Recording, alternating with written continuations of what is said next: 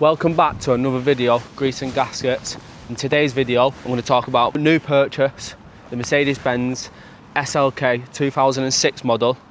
We're going to go through performance, we're going to go through spec, and we're also going to go through what is actually wrong with the car and what we need to fix. So this is a 1.8 litre supercharged inline-4 engine. It produces 160 brake horsepower, 240 newton meters of torque.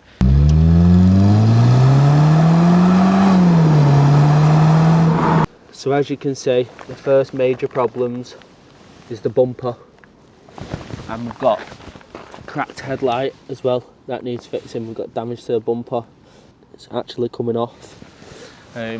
The headlights, they all need a polish, so it's going to need a full new bumper because the parking sensors as well, they come out, and it'd just be easier to get a new bumper.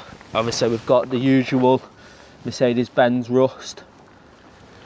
We all know you get it on the wings. We've also got a damaged, but that'll be all right. And someone actually, the previous owner, has actually just stuck a mirror over the damaged mirror, so we'll have to get that repaired.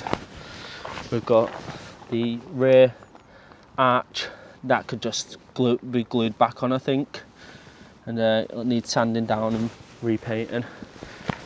We do also have a crack. We've got 2 chips in the front of the windscreen as well, so hopefully they can get repaired.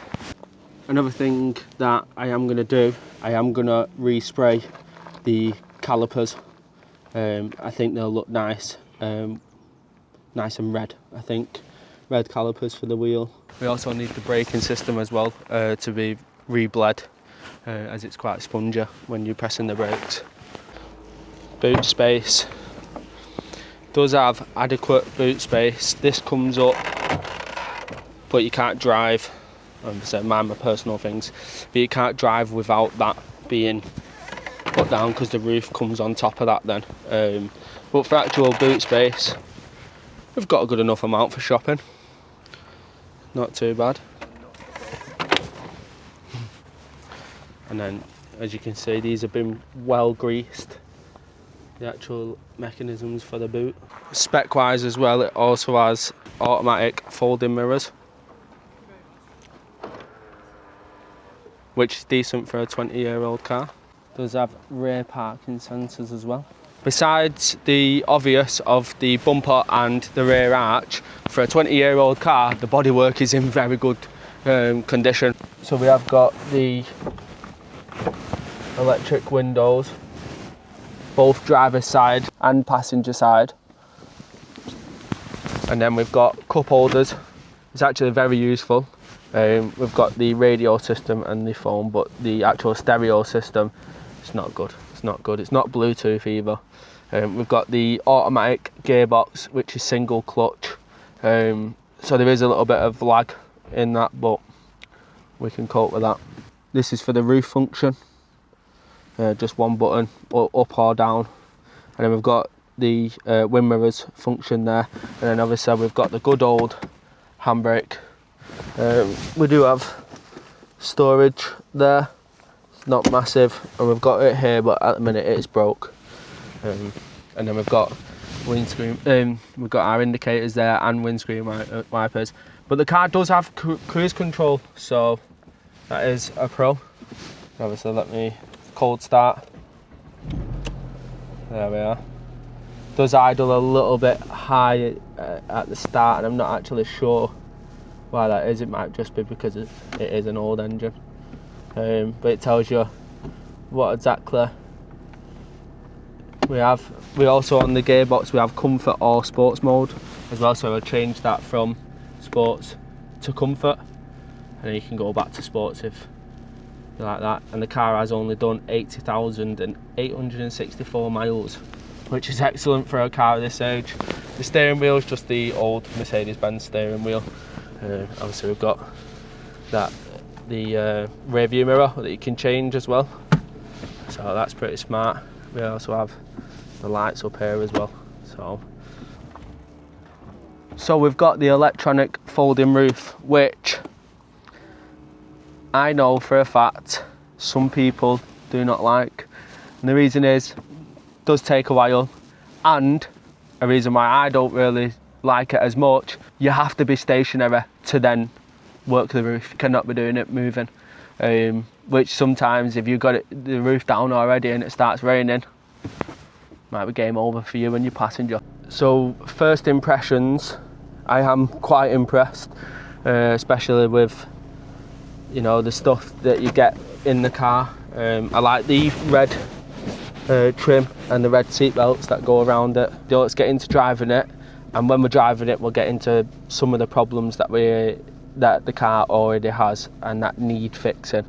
We are travelling currently at 50 miles an hour with the roof down, and as you can hear, there's very little wind, so you can still have conversations. That's another pro about this car. You can still have conversations whilst travelling on the motorway, whilst travelling through A roads. You know, you can still have them conversations. So that I'd say that was a pro, because there's many other convertibles where you can't really hear each other and you have to then shout, so that goes down as a tick. So we'll talk about handling. The car does handle very well through corners. It is quite good. Miles per gallon, so we average around 33 to 35 miles per gallon if you're driving it how it should be drove, which is normal in comfort. If you're driving it in sports mode, good luck getting anywhere near 25. It does like to drink a lot of petrol. I'd absolutely recommend one for a weekend car, especially through the summer months. When you're cruising at speed, it is very comfortable as well, and there's quite a bit of leg room. There's not a lot of arm room when you're the driver, but yeah, and it's a beautiful car to look at. So let's talk how much it's going to cost to fill up the Mercedes. So I filled it up the other day because we're currently doing a road trip. It cost me £100. It is a 70 litre tank, and when you put it in sports mode, if you've got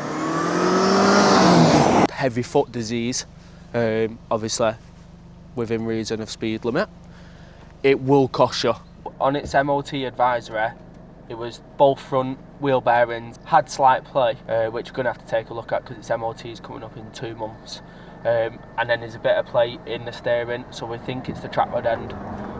We've got to actually get it up to get it diagnosed to see if it is.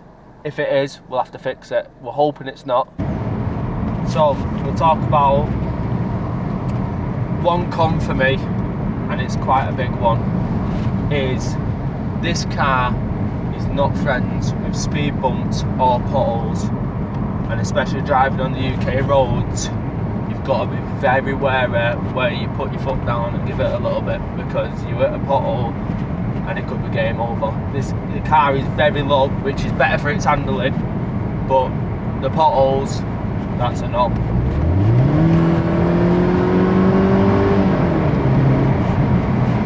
It just sounds amazing, and for it to be a single clutch, the throttle response is epic.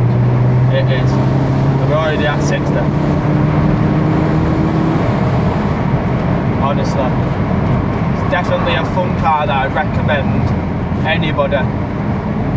You know, this car when it was brand new was worth £36,000 in 2006, which is equivalent to £70,000 now. And I got it for £1,900, so I would say that's an absolute bargain. I don't know whether you can hear that, but it sounds epic, and this car has had nothing done to it.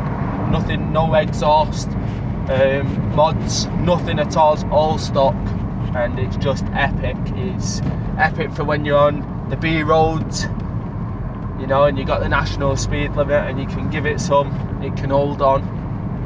Because like I said, you got 160 brake horsepower going to the rear wheels of the car. And it doesn't slide, it doesn't struggle for traction at all. You can feel it go straight away. Oh yeah, it's definitely fun. Is it better than the MX-5, Jack? Yes, it absolutely is. This is better than your MX-5 all day. Yeah, it's an absolute joyride, and not just that as well, it weighs 1.4 tons, so it is quite light, so it feels faster.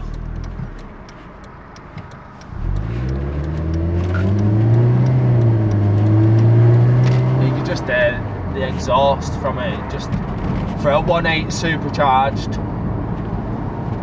Yeah, I think it's a thumbs up from me.